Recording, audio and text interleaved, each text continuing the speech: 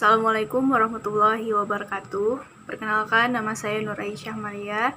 Dan dalam video kali ini saya akan mereview sebuah jurnal yang membahas tentang bolos sekolah. Dan judul dari jurnal ini adalah metode konseling individu dalam mengatasi permasalahan bolos sekolah, yang ditulis oleh Ahmad Putra, Bimbingan Konseling Islam, Sunan Kalijaga, Yogyakarta. Nah, sesuai dengan judul dari jurnal ini, yaitu metode konseling individu, maka yang difokuskan di sini adalah metode konseling individunya itu dalam mengatasi yang namanya bolos sekolah.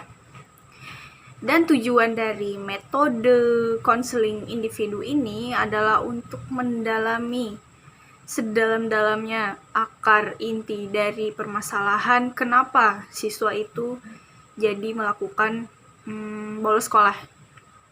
Di dalam jurnal ini juga dipaparkan tentang 3 metode konseling, yaitu metode konseling direktif, konseling non-direktif, dan konseling elektif. Metode konseling direktif ini adalah metode konseling satu arah yang difokuskan terhadap si konselornya atau guru BK-nya. Jadi si guru BK ini mengarahkan kliennya atau siswanya yang tadi itu untuk menyelesaikan masalah. Kayak misalkan guru BK ini memberikan saran, memberikan nasihat, memberikan wejangan-wejangan gitu untuk menyelesaikan masalah siswanya tadi. Yang kedua itu adalah metode non-direktif.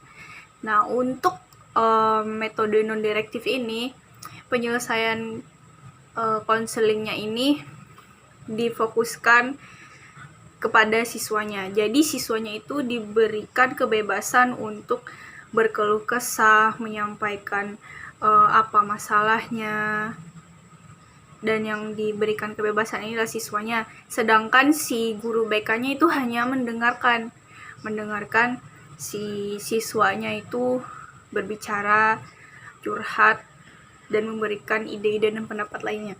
Nah, sedangkan yang terakhir itu adalah metode elektif. Metode elektif ini adalah metode gabungan dari konseling direktif dengan konseling non-direktif. Jadi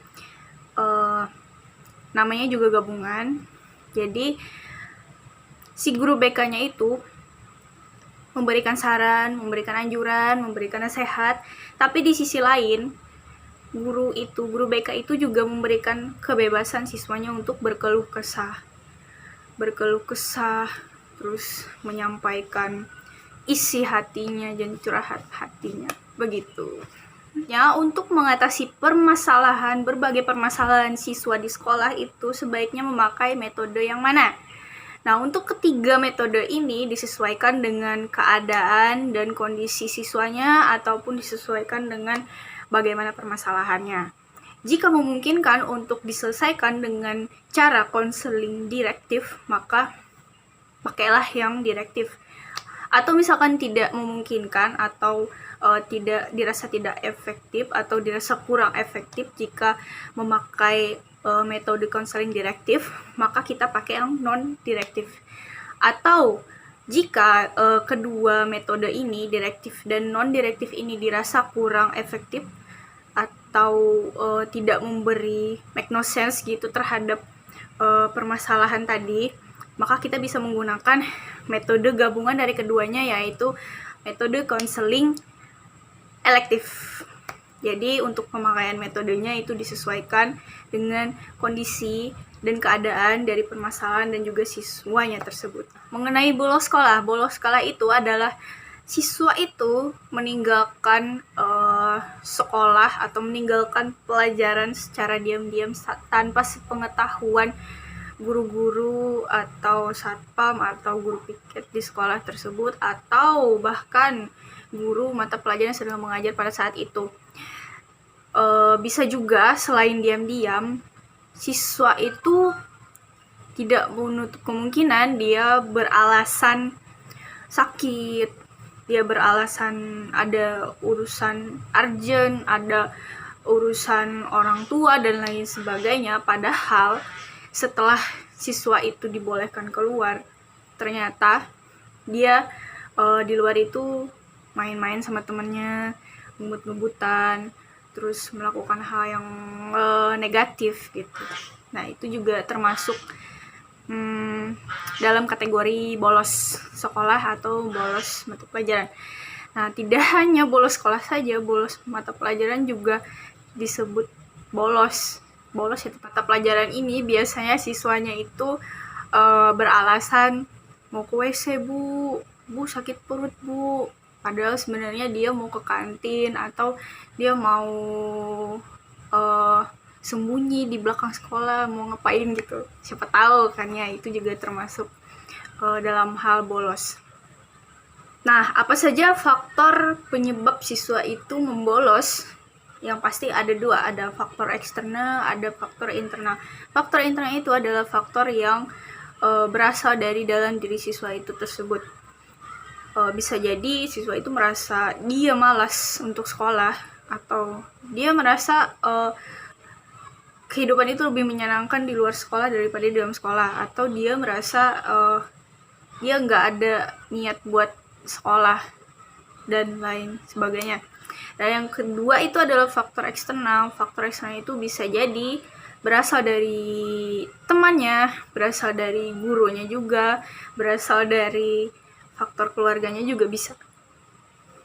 Bisa jadi siswa tersebut tidak menyukai mata pelajaran tersebut, siswa tersebut tidak menyukai guru yang mengajar, atau kurangnya pengawasan di dalam sekolah, atau juga ada beberapa anak yang punya masalah di luar daripada ranah sekolah, baik itu masalah keluarga dan lain sebagainya, dan dia merasa frustasi dan lain sebagainya.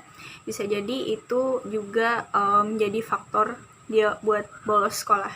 Intinya dalam jurnal ini berdasarkan hasil penelitian dari Ahmad Putra tadi, menyelesaikan permasalahan bolos sekolah ini bisa diselesaikan dengan 3 metode tadi, sesuai dengan kondisi dan keadaan permasalahannya, sesuai dengan kondisi dan keadaan dari anak tersebut juga.